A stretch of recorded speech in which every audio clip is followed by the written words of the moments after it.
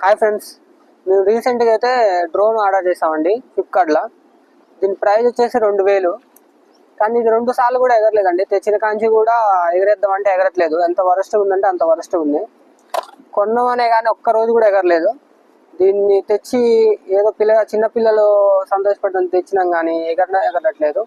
అసలు వేస్ట్ అండి. ఒకసారి చూడండి మీరే. ఒక 2 ఫ్యాన్లు తిరిగి ఒకటే ఫ్యాన్ తిరుగుతుంది.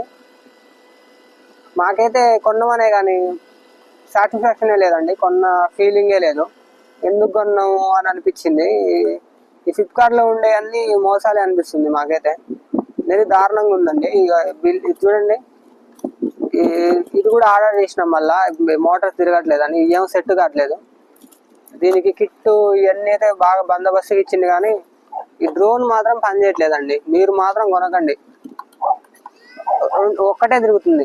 ఒకసారి మీరు చూసినట్టయితే ఒక్కటే తిరుగుతుంది, ఒక్క ఫ్యానే తిరుగుతుంది.